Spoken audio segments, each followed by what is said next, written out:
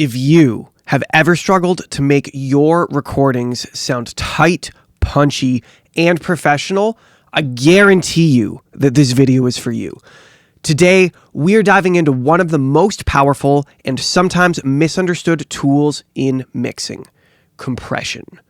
What's up?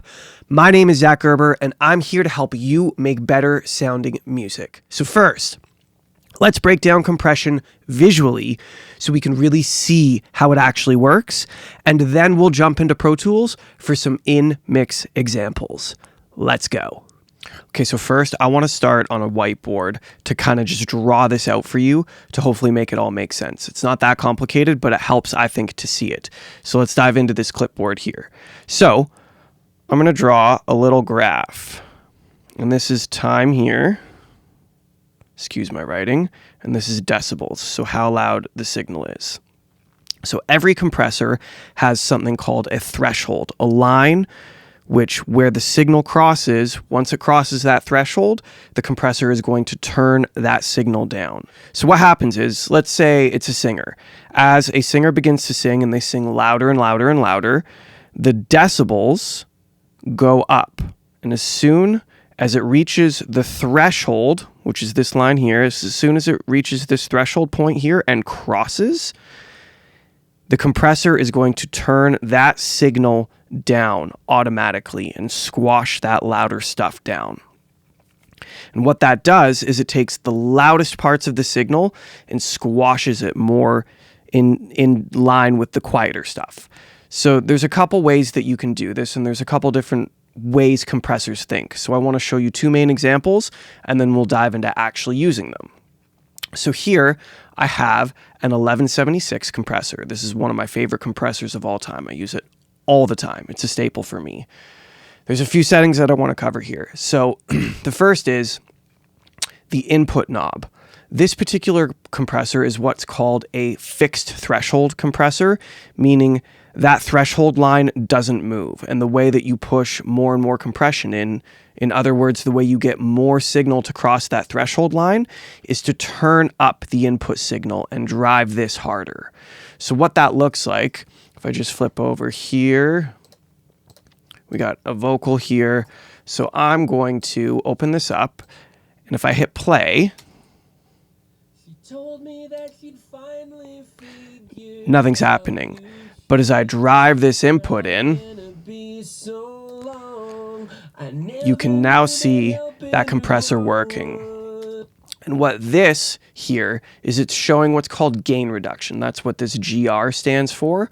So when I'm playing this vocal, and I see the 5 to 7 mark, that's telling me that it's turning the signal, the loudest parts of the signal, down about 5 to 7 decibels. And we can drive that even harder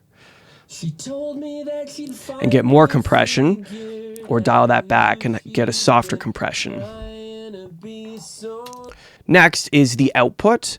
As you drive this signal hotter and hotter and hotter, you can see down here, the signal's getting really hot. So if it gets too loud, you can just turn down this output to kind of balance out that gain level again. She told me that she'd finally figured out who she'd been. So now we're doing compression, but we haven't made it too loud. We've adjusted the output. The next two things I want to talk about are the attack and the release knob. So if we go back to this diagram here, the attack knob tells the compressor how quickly to engage that compression once the signal has crossed the threshold right here. So once this cross point happens, there's a set amount of time that the compressor waits before creating this gain reduction here. That is set by the attack knob. So a slow attack is going to wait longer for the compressor to kick in, and a fast attack is going to kick that compression in right away. And I'm going to show you kind of the difference between those two things and how they work in a later example. The release knob is kind of the opposite of the attack knob. The release knob tells the compressor how quickly to let go of that compression, or to stop compressing once the signal has dropped again below that threshold line. So they kind of work together to dial in different styles of compression. I'll make that make more sense in a little bit of time here. But the last thing I want to cover on this particular compressor before we flip over to the LA2A is this ratio here. So the ratio is how many decibels the compressor turns down the signal based on how much signal crosses that threshold. Sounds really, really complicated, but let's imagine that this cross here on the whiteboard, this cross here is 1 decibel over the threshold. So we've crossed the threshold by 1 decibel. With a 4-to-1 ratio, it's going to turn that 1 decibel of crossed threshold down 4 decibels. So you get a reduction of 4-to-1. If we were to flip this over to a ratio of 8-to-1, for every decibel that signal crosses the threshold, it's going to get turned down by 8 decibels. So you just use this to dial in heavier and heavier amounts of compression, and they end up sounding a little bit different. So you can kind of, as you experiment with these, you can kind of bounce around and use them to taste based on what you think sounds good for the signal. So there's one other thing I want to cover here before we get to some actual examples in the mix. This LA2A is a little bit different. So if you remember what I was saying about the 1176, it's called a fixed threshold compressor. This particular compressor, the threshold is not fixed. The threshold is actually the piece that moves. So we're moving the threshold line up and down. So on this particular compressor, you'll notice that there is no input and output. There's only a gain knob and a peak reduction. So what the peak reduction does is as I turn this up, we're going to move that threshold line down further and further so that more signal can cross that threshold line, and in turn we'll get more compression. And then the gain knob is just similar to this output knob on the 1176. It just controls the output level of gain coming out of the compressor. So the other thing that you'll notice about this one too is that it doesn't have attack and release, and it doesn't have a ratio. These are all fixed on the LA2A. All you're doing is you're moving the threshold and adjusting the output gain. So the way this one works is we play our signal, and as we turn up this peak reduction, we're going to get more and more compression. Now we're smacking this now. We're getting about 20 decibels of compression, which means the signal is now too quiet, which is what this gain knob is for. We can recover some of that gain. So that's a crash course on basically how the ins and outs of basic compressors work. Let's dive into some actual mix examples and put some of these theories to test. Hey, sorry to interrupt. If you are getting value out of this video, please like, subscribe, and hit that notification bell so that you know every single time I drop a new video. I would really appreciate it. But I'm certain you were doing something super important, so I'm going to let you get back to it. So what we're doing with this vocal, this particular compressor I'm using is different than the two I exemplified earlier. This one's called a distressor. It's one of my favorite compressors. What we're doing here, we're only going to pay attention to these knobs because these are similar to the 1176. We've got input, attack, release, and output. So what we're doing with this lead vocal, we're using the slowest attack possible on this compressor and the fastest release possible on this compressor. And what that's going to do is it's going to allow the consonants to come through the vocal. So all of the S's and all of the pieces of the vocal that help you understand what the words are, we're going to let all of that through the compressor before the compressor actually attacks it and creates that gain reduction. And that creates a really clear and well-enunciated vocal. So let's listen to what that sounds like. She told me that she'd finally figured out who she'd So we're doing just the smallest amount of gain reduction here, but let's see what it sounds like with a little bit more. I never knew that helping her grow would leave me lonely. She told me that she'd finally figured out who she... So again, slow attack, fast release, and we're driving the input just enough to get, 4 4 to 6 probably decibels of reduction. And we're using a 6-to-1 ratio in this particular scenario. So I'm going to bring this in and out for you to hear. She told me that she'd finally figured out who she'd been trying to be so long. I never knew that helping her grow would leave me. Here, when I engage that compressor, the whole vocal just comes forward and kind of sits in your face. That's what we're going for. And notice one more time, I'm going to bring it in and out again. Notice how the consonants come out of the vocal in a sharper way, but not a sharp way in a bad sense. It becomes more apparent. Have a listen for that. So we'll start bypassed. She told me that she'd finally figured out who she'd been trying to be so long. So that sounds soft and not really present. Let's engage the compressor and listen to the same line. She told me that she'd finally figured. Even just listen to she told. So this is engaged. She told me that she'd finally. And disengaged. She told me that she'd finally figured. It really brings kind of an energy out of the vocal when you use that slow attack and fast release. So I really, really like that on lead vocals because it really brings that lead vocal to the forefront in a clear and enunciated way. Okay, so that's an example of a distressor on a lead vocal. Let's go to a backup vocal here and use kind of an opposite treatment. So this is a chorus section, like a quiet chorus section, and we are doing essentially the exact opposite thing to this vocal. So in this particular case, we're using a 10-to-1 ratio, which is just going to hit it a little bit harder. I want lots of compression on this vocal, but we're using the fastest attack and a fairly slow release. So why are we doing that? Well, in the same way that I was talking about bringing out the enunciation on a lead vocal, I actually want to push back the enunciation on this backup vocal and just create a layer of kind of glue around the main vocal that just sits underneath of it, that is felt, but not necessarily heard in a big way. So let's start with this engaged.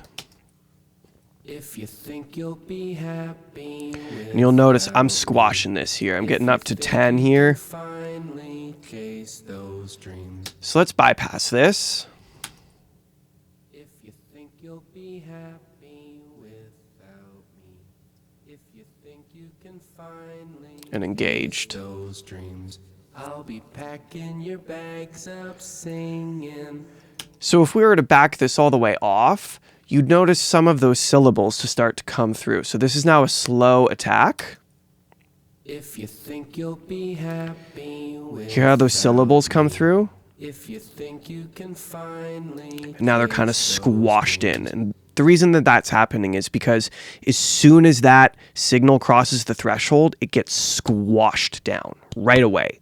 So that's why I'm doing it, because when we bring this lead vocal back in, when I'm basically mixing all of the music to create a landscape for the lead vocal to sit on. So I want that lead vocal to come forward and occupy the most amount of space, and I want everything behind it to just kind of support that vocal. So as we take this backup vocal and blend it into the lead vocal, you're going to notice that we can make it sit there without it really feeling like it's there too much. I'm not getting the consonants from it. I'm just getting an extra energy sitting underneath that lead vocal. So let's see what that sounds like. If you think you'll be happy without me, if you think you can finally chase those dreams. Let's flip this back to a slow attack and just notice how this vocal gets in the way more when we use the slow attack. If you think you'll be happy without me, if you think you can finally. So it's there, but it's there a little bit too much. So let's listen to this in the music and get an actual context here. If you think you'll be happy without me, If you think you can finally chase those dreams, I'll be packing your bags up, singing, there she goes. So again, the goal with that backup vocal is just to create a little bit of support under that lead vocal, and that's what we've done. So let's look at a different scenario here. Let's look at the guitar solo in this song. So in this scenario, because there's no vocal, I'll just play it back.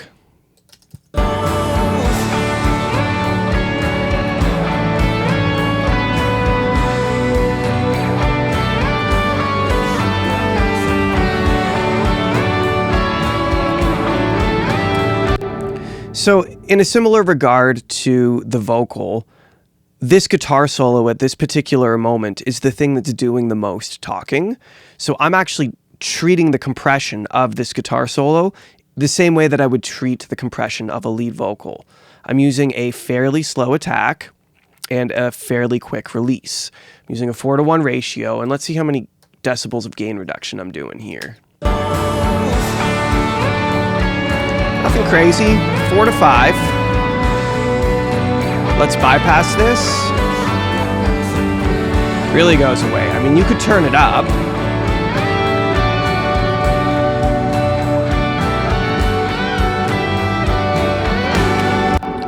But with the compression, we're just squeezing all of that signal together so that it stays right up at the forefront and in your face. So let's listen with compression again.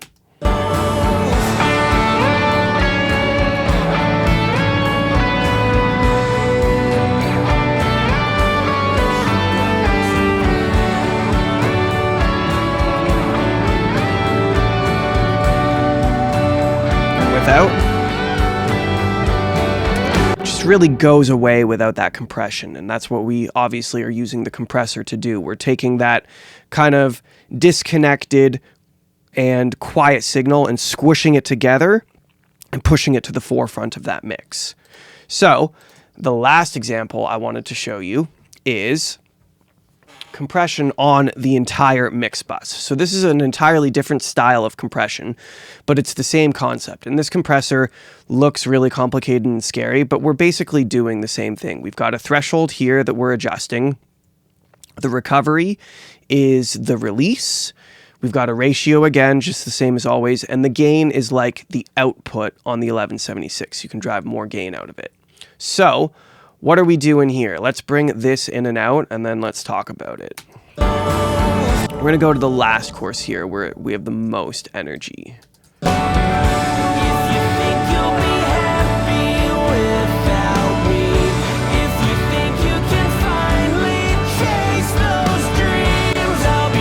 this is out.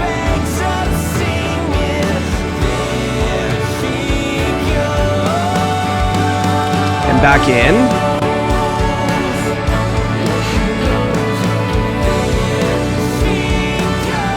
So what we're doing with this is we're using this compressor in the same way that we would use a compressor on a vocal to squeeze it down and make it a little bit more consistent.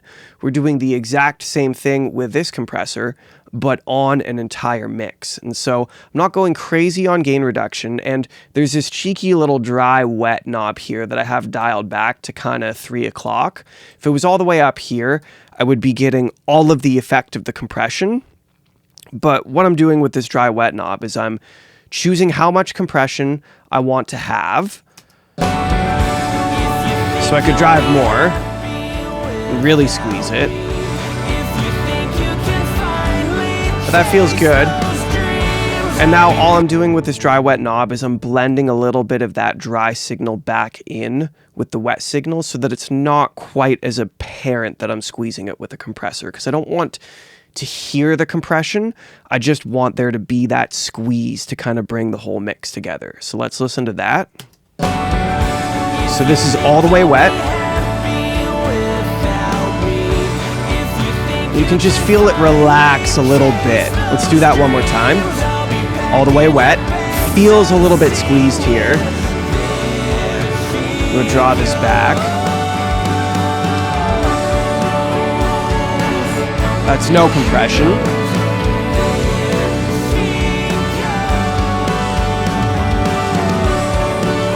feels good. So we've just got this little squeeze that's happening that's bringing the entire mix and just kind of controlling it a little bit to make sure nothing jumps out of it at us as a listener. So that is a few examples of how I use compression. It's pretty much how I start every mix. Every signal that I bring up, I usually start by compressing it, and I compress everything in the mix, sometimes once, sometimes twice, sometimes 3 times. Compression is super, super, super key. So hopefully that helped you understand how to use it. Okay, that is it. Thank you so much for checking out my crash course on compression.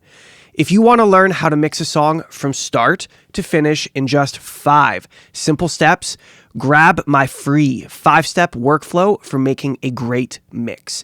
It's going to teach you the exact same workflow I use every single time I sit down to mix a song. The download link is in the description below. And thank you so much for being here. I really appreciate it. We will see you in the next one.